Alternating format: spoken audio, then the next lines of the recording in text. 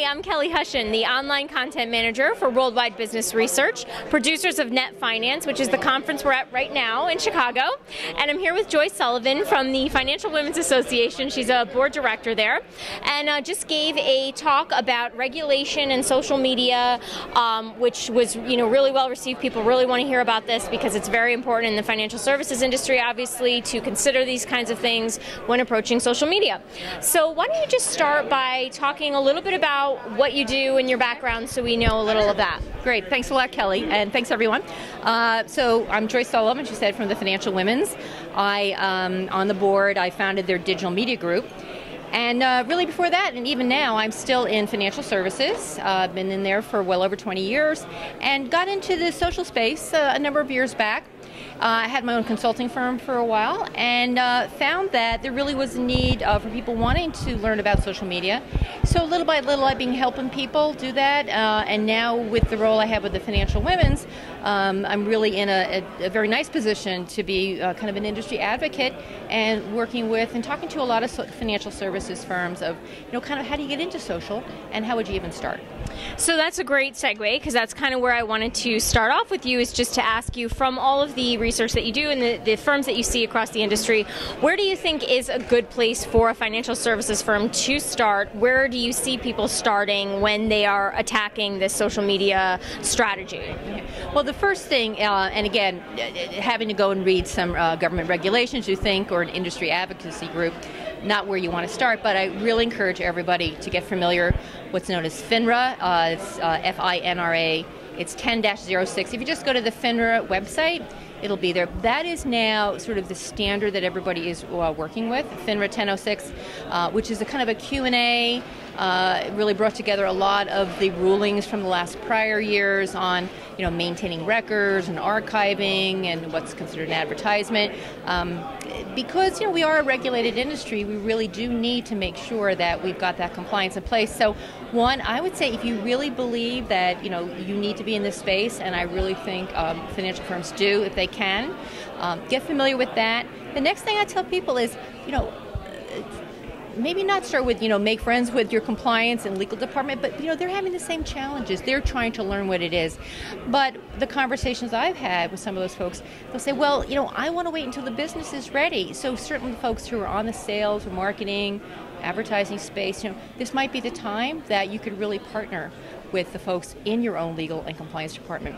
Another thing I might mention is, start small. Come up with, why don't we start with this particular office or this division and, do a small pilot program. And before you even do that, if you can get that endorsement at the top of the house, really from your CEO, from him or her, or your chief marketing officer, I think having that at the top of the house endorsement, or at least I've had managers over there say to me, okay, I'll sponsor you, but don't embarrass me. But at least give them a little something to start to feel comfortable, because it is such a new space. So there's a couple of little steps which I encourage people to do to really get started. How to do it slowly, get that in, hopefully, as high up in the org as you can, and find a couple either clients or internal people that you feel like, let's just try this together in a small state. And you get that success, and it'll start to grow, and you'll be within those confines and regulation, which, is essential. Okay, so that sounds great. I mean, we have basically four, I think, is what you said there. Familiarize yourself with the regulations, right. Which is easy enough. Go on the website. Get some corporate internal buy-in. Yes. Start small, and then just maybe find some internal advocates who can help you push the program along. Right. I found even when I started the digital media group at the Financial Women's, it was brand new, and again, a fairly traditional organization, not really in the social space, but really wanted to grow. And I remember looking through the directory, that I can as a member, and I thought, okay, who lists that they're in marketing, advertising? And I just reached out and I said, I'd like to invite you to join my committee. So it's really kind of nice when somebody says, gee, I would like you to, can I come meet with you?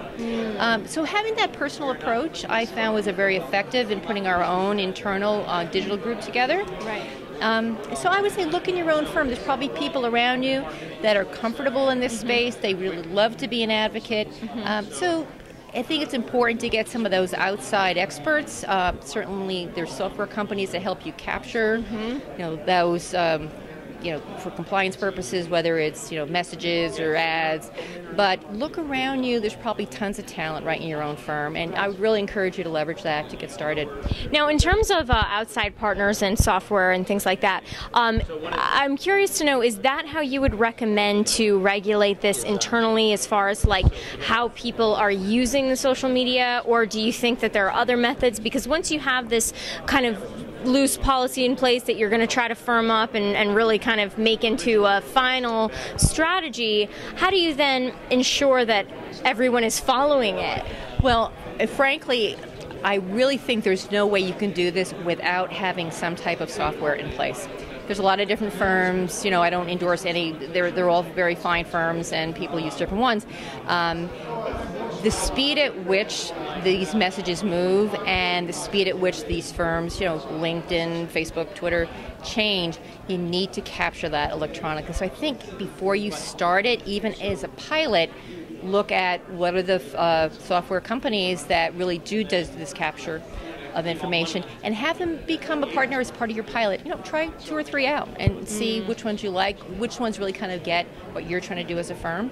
But I think you need to have that software in place pretty much at the very beginning. And I know these firms all work with companies in a very, in a pilot stage, just to kind of test the waters, because they realize this is new for everybody. Right. But I think you need to have that software.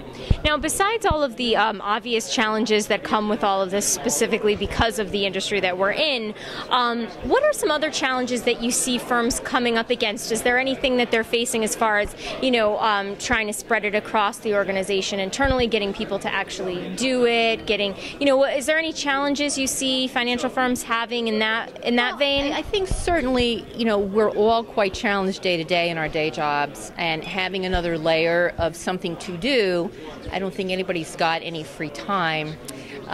Again, a question comes up, as it should. People think, well, what's the return on investment? What's your ROI? I'm of the believers that say, if you're not there, you will suffer at some point. I look at all the newspapers that they're getting replaced by digital online. Bookstores, B. Dalton was a big bookstore, I know, in New York. They're out of business. They never really went digital until it was too late. So I would hate to see the firm. I've been in financial services for pretty much my whole career. I would love to see them embrace this in a way that meets the regulation, really addresses customer needs, really does help their overall return. But that ROI isn't quite evident right now.